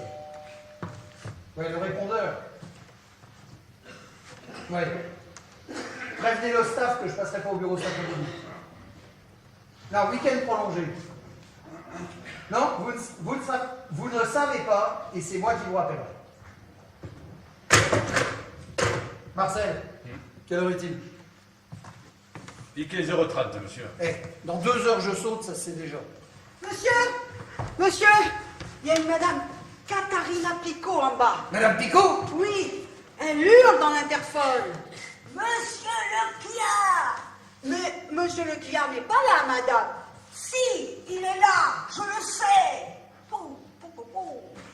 Mais qu'est-ce qu'elle me veut? Ben, c'est le thème, elle vient rechercher le thème, moi. Mais qu'est-ce qui lui prend de venir elle-même? Mais vous avez demandé à quel sujet? Oui, j'ai demandé à quel sujet. T'occupe. Ouvre-moi la porte. Mais c'est impossible, je ne peux pas la recevoir ici, elle le sait. Et si tu ne m'ouvres pas, je fais sauter l'immeuble. C'est la prise en otage, monsieur. Elle va dégoupiller le rôle. Bon, on va tous se retrouver au rez-de-chaussée. Ah, mais moi j'ai les jetons, monsieur, hein. Il faut appeler le GIGN, hein. Ah oui, monsieur, il faut appeler le GIGN, oui. Non. Le GIGN, Katharina, elle en fera qu'une bouchée. Non, je vais la recevoir. Marcel, ici. Oui. Là. Oui. Non, vous ne bougez pas de là. Oui. Vous ne la quittez pas de l'œil. Oui. Garde du corps. Garde du corps. Au moindre geste douteux, hop, vous vous chiez sur elle le temps que j'appelle la police. Au moindre geste douteux, oh. Mais qu'est-ce que monsieur a dedans par de geste douteux, oh. Eh bien, si elle fouille dans son sac, on ne sait pas ce qu'elle va en sortir. Oui. Alors, hop, vous vous jetez sur elle et je téléphone. Bien, monsieur. Il se jette avec sa pauvre jambe. De quoi je me mêle? Mais elle va l'estropier complètement. Alors. Mais faites-la monter. Oh, écoutez, hein. Femme de chambre, ben, c'est devenu un métier à risque. Et aujourd'hui, comme si j'avais pas assez d'emmerde. Ah oui, la poisse de monsieur, c'est... Si je dois faire des cascades avec la dame, monsieur me donnera un petit quelque chose.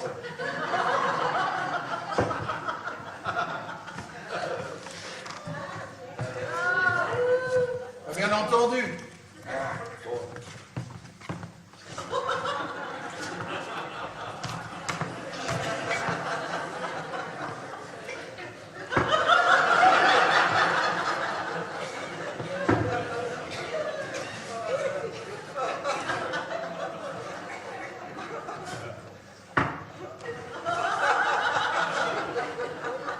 Mais qu'est-ce que vous faites?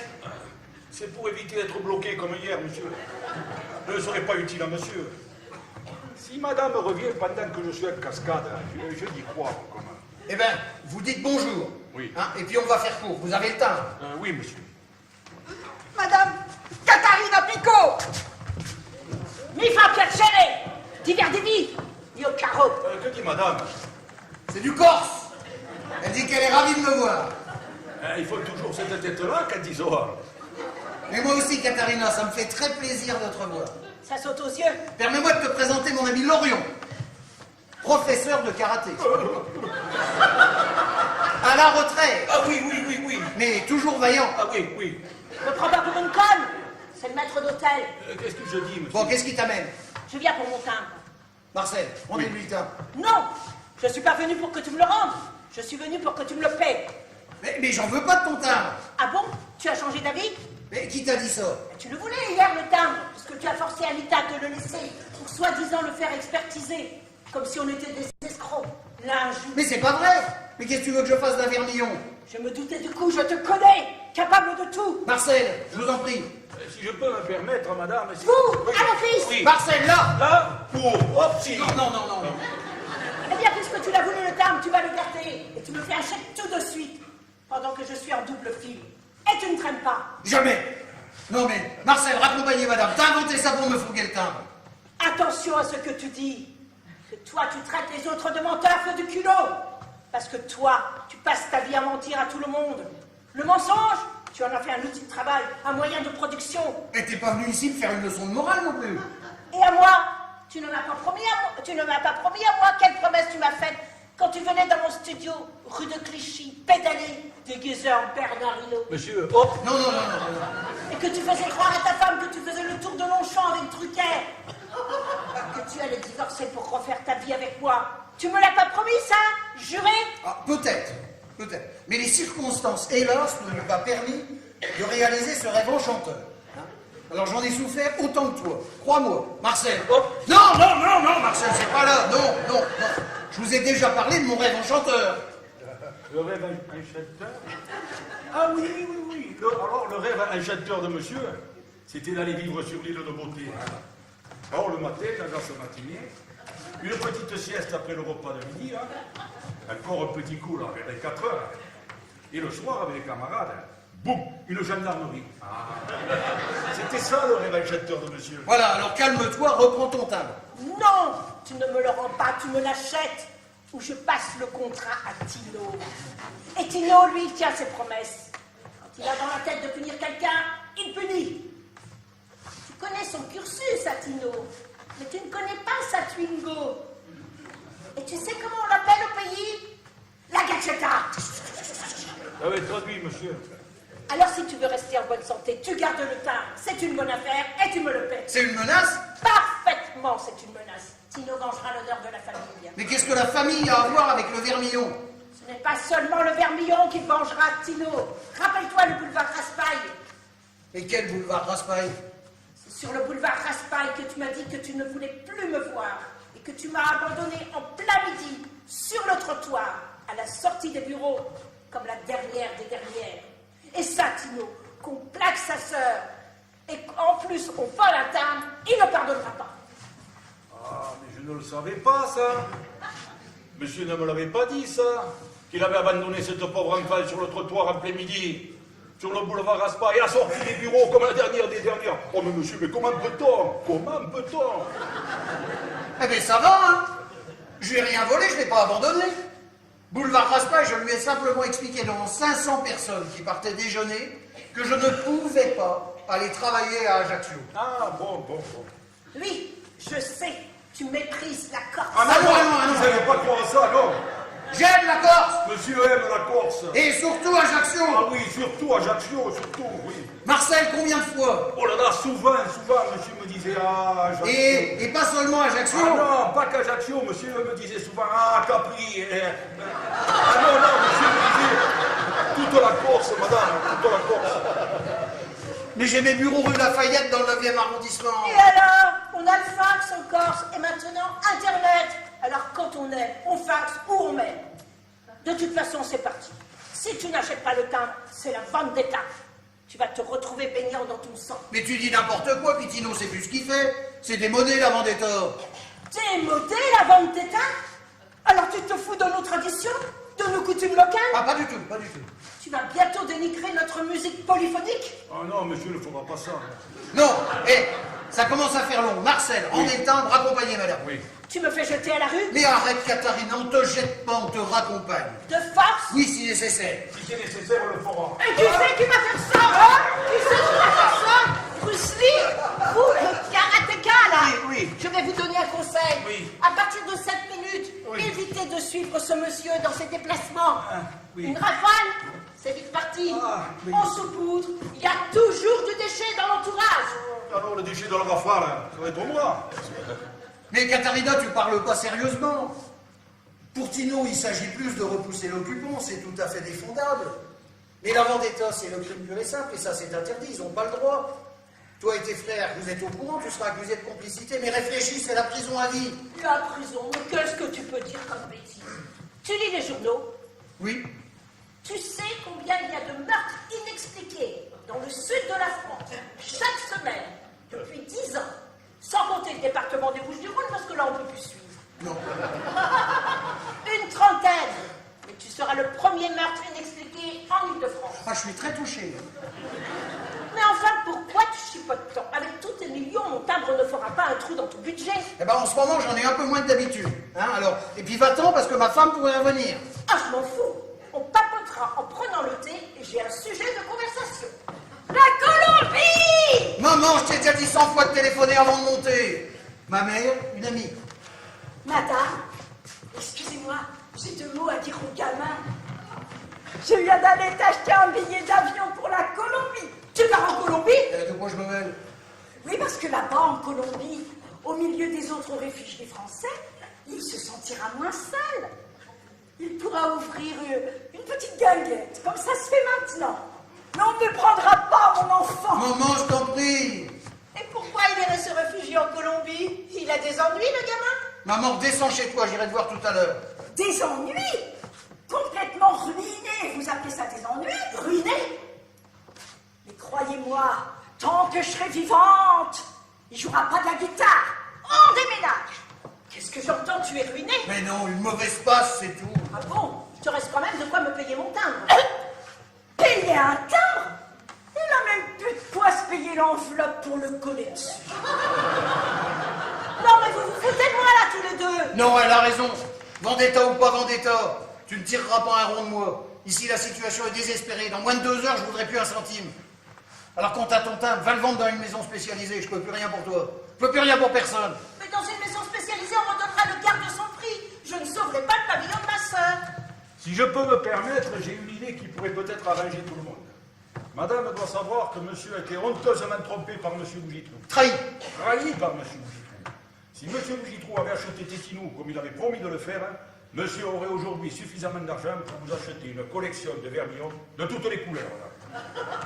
Alors tout cela sera la faute de ce Bougitrou? Oui, madame, mais il y a plus grave. En se conduisant comme il a fait, monsieur Bougitrou a porté atteinte à l'honneur de monsieur. Ah bon? Oui, monsieur n'a pas remarqué, mais son honneur a été atteint. Ça, c'est vrai que, question honneur, le qu'il y a en prenne un coup. Et madame, qui est d'un pays où l'honneur est une spécialité, avec la musique polyphonique, madame peut comprendre que monsieur ne peut pas laisser passer ça. Atteinte à l'honneur, et on fera un carnage chez nous. Eh bien voilà, tout peut s'arranger si l'honneur de monsieur est vengé avant l'honneur de madame. Expliquez-vous. Si monsieur Bougitrou est menacé d'une vendetta, Il achètera Tétino dans l'enthousiasme. Et alors là, Bougitrou, Tétino, j'en veux. Et s'il achète Tétino, tu m'achètes mon teint. Voilà.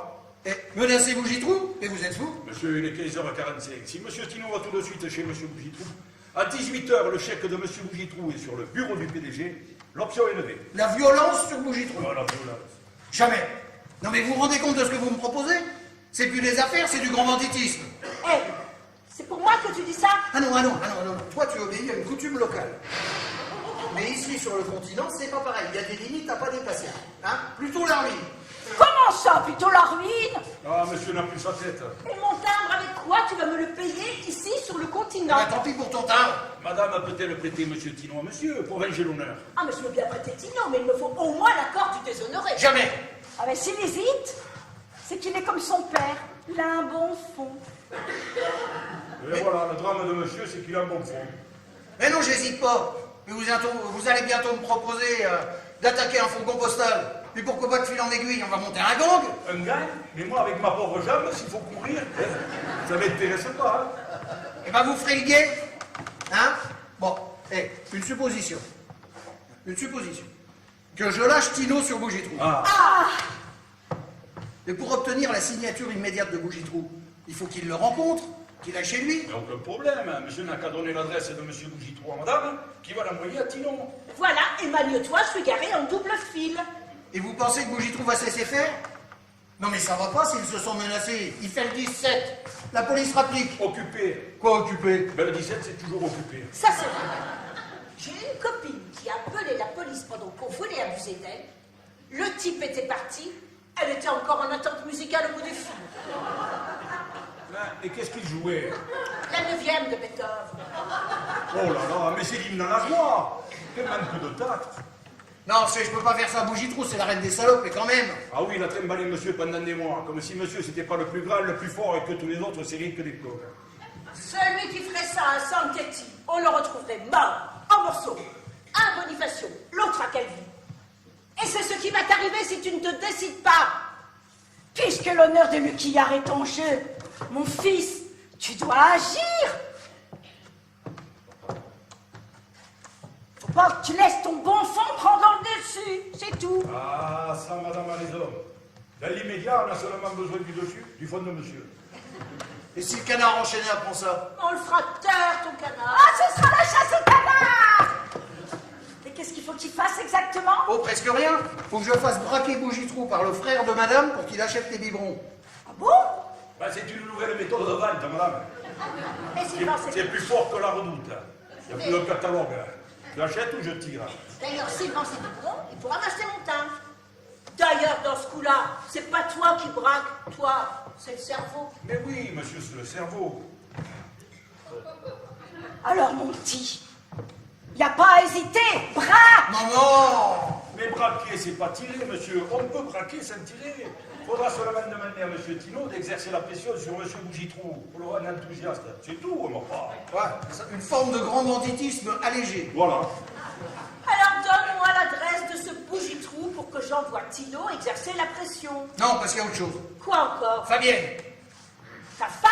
si elle apprend ça, je la perds. On n'ira même pas en conciliation. C'est ça, ménage-la. C'est pas elle que tu plaquerais boulevard Raspail. Ah, mais toi, c'est pas pareil. Toi, tu es la seule femme avec qui j'ai fait un rêve enchanteur. Marcel, hop. Non, Marcel, non, le rêve enchanteur. Encore? Mais je viens de vous le faire. Encore. Ah, Sidney? Toi qui m'as plaqué boulevard Raspail, si j'apprends à ta femme que tu venais pédaler dans mon studio rue de Clichy, eh ben c'est elle qui va te plaquer avenue Foch. Tu ferais ça? Je ferai tout pour sauver l'argent de la famille. Mais madame n'en saura jamais rien, monsieur. Et ta vieille maman pourra aller vivre définitivement au Réséda.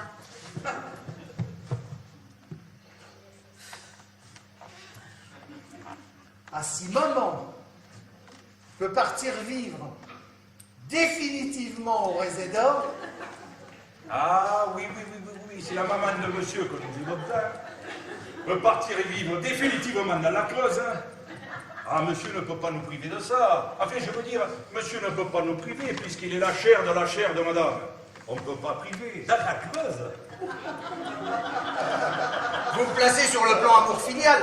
Uniquement, monsieur, l'amour filial de monsieur. Bon, alors attention, parce que si c'est uniquement sur le plan amour filial, d'accord. Bougie trop sous pression, tétez-nous, j'en veux. Bravo. Quoi, bravo? Vous vous rendez compte que vous me forcez la main? Oui. Eh ben c'est du propre, c'est moi qui suis corrompu maintenant. Oh, excusez-moi. C'est bien ce soir que tu dois lever ton option chez le PDG d'Air Pellerin. 18h. Avec un chèque. Eh bien, tu n'as plus besoin de chèque. Et on va te rendre tes millions. Qu'est-ce que tu dis? Le PDG d'Air Pellerin vient d'être arrêté. Mais c'est fantastique. C'est fantastique.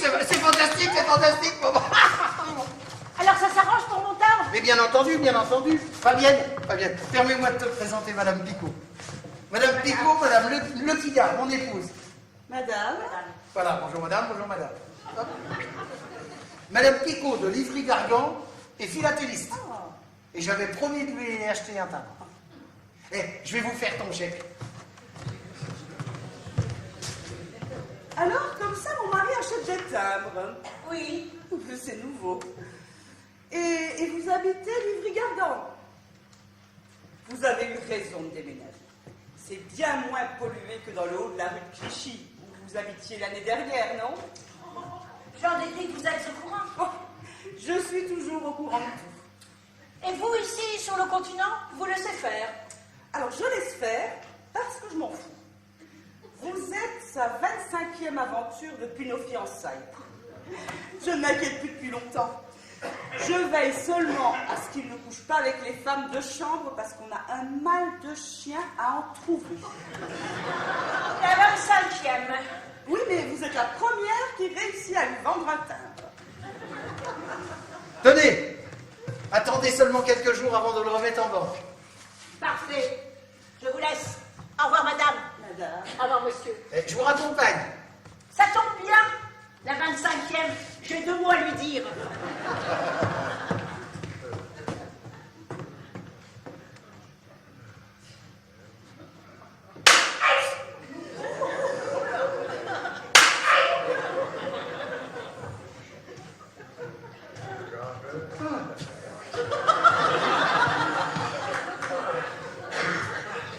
Eh, c'est formidable, je repars à zéro. Peut-être. Mais alors, si Paris Match devait sortir un numéro spécial sur l'homme d'affaires le plus tocard de l'année, tu feras la couverture. Quoi? Sais-tu pourquoi Bougitrou t'a laissé tomber au dernier moment? Je viens de l'apprendre. Son meilleur ami était le PDG d'Air Pellerin. C'est une association de malfaiteurs, tu vois le piège? Eh, Bougitrou attend que je puisse plus me retourner. Mes millions tombent chez le PDG, il lui enfile la moitié. Exactement. Et c'était toi le pigeon dans cette histoire. Encore un motif de divorce. Encore? Oui, parce qu'un mari en prison, par les temps qui courent, c'est pas gravissime. Mais un mari qui fait figure d'andouille, c'est franchement déshonorant. Monsieur. Oh, d'ici, fichez-moi les mains, espèce d'imbécile. Mais qu'est-ce qui se passe encore? Une catastrophe, monsieur. Quoi? À cause d'elle, monsieur, je reviens de la blanchisserie, le timbre, il est perdu. Vous avez perdu mon timbre? Mais c'est elle, monsieur l'a vu. Hier, j'ai mis le timbre dans la poche de mon veston. Et ce matin, sans rien demander, elle a pris le linge de maison et mon veston d'hier, elle a tout emporté à la blanchisserie. Alors, le blanchisseur, lui, il n'a rien vérifié. Si bien que le timbre, le linge, tout est parti dans la machine, monsieur. On n'a rien retrouvé. Mais vous vous rendez compte que je viens de le payer, ce timbre? Et le chèque sort d'ici. 70 000 €. Et vous avez de la veine que je viens de récupérer mon fric. Bon, allez. Ce soir, 3 couverts. Oui. Maman dîne avec nous. Bien, monsieur, le temps est propice à un service sur la terrasse. La radio annonce que le PDG d'Air Pellerin est en prison. Ah ben, il y a une justice. Grâce au juge d'instruction, monsieur Marteau, les avions d'Air Pellerin ne sont plus au sol, monsieur. Eh ben voilà, des fois on peut discuter. Mais ça, au moins, c'est drôle. Ah bon, c'est drôle? Mais nous n'avons pas tous compris, monsieur. Marcel, Oui. le juge d'instruction s'appelle Marteau. Oui. Il a cloué les avions d'Air Pellerin au sol. Bon, je regarderai les informations. Oui. Après le repas, ça va me faciliter la digestion. Oui. Voyez, au milieu de toutes ces saloperies, Oui. eh ben, ça fait plaisir de rencontrer un homme honnête. Ah oui, monsieur. Oui. Et L'homme honnête, il me fait penser à la baleine bleue. Il rejette de l'eau en respirant, monsieur? Non, sont tous les deux en voie de disparition.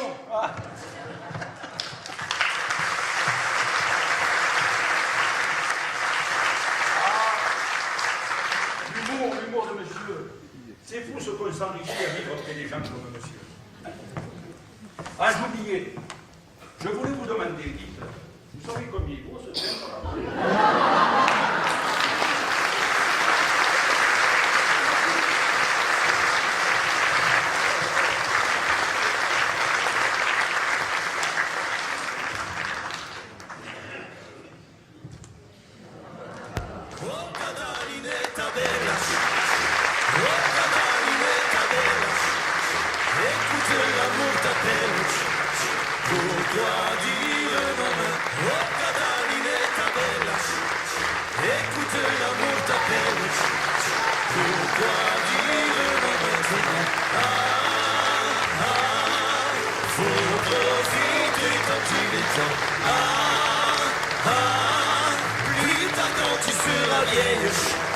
Tu diras baissant l'oreille, si j'avais su en ce temps-là.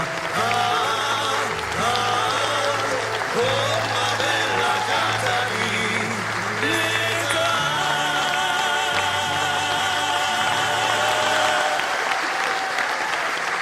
oh Catalinetta bella, écoute l'amour t'appelle. Pourquoi dire non maintenant? Faut profiter tant il est temps.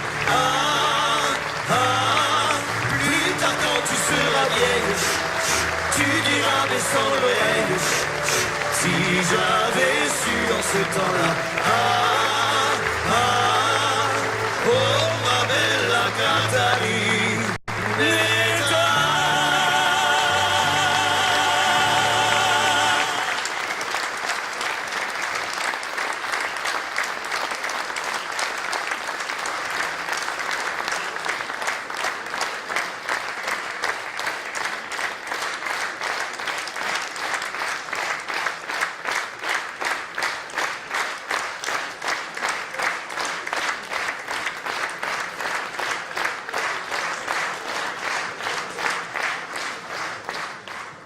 La pièce que nous avons eu le plaisir de vous présenter est de Robert Lamoureux.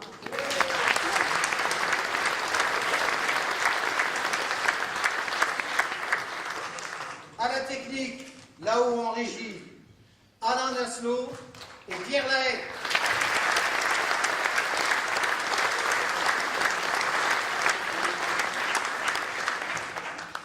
Les décors ont été réalisés par une équipe interne d'agriculture. Et dans cette équipe, il y a Denis Monnier.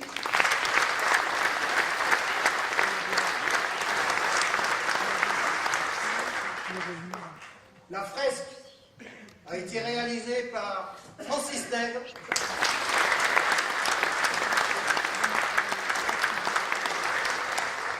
Et le vrai faux Renoir a été réalisé par Huguette Giaquento.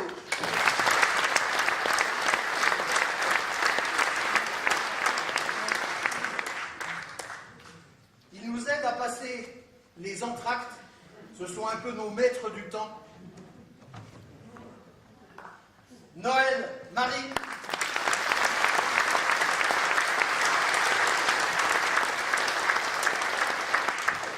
Et Jean Bernardin.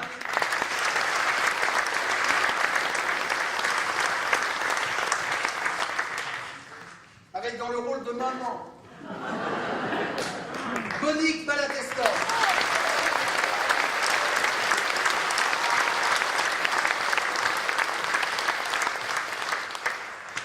Elle a signé la mise en scène, mais elle est également notre, on va dire, gouvernante, soubrette préférée.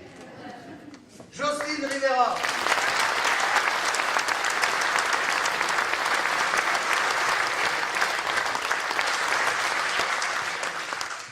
Cette fois encore pour une pièce, mon épouse, Nathalie Gassin.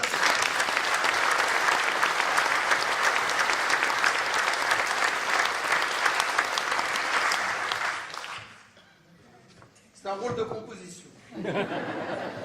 Dans les rôles d'Anita et de Caterina Sanchetti, Francine Philippe.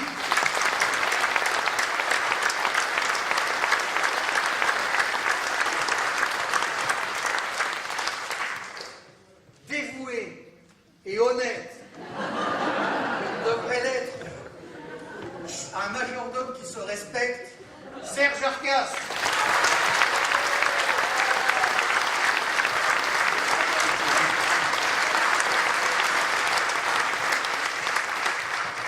Et dans le rôle de Monsieur Gilles Dame.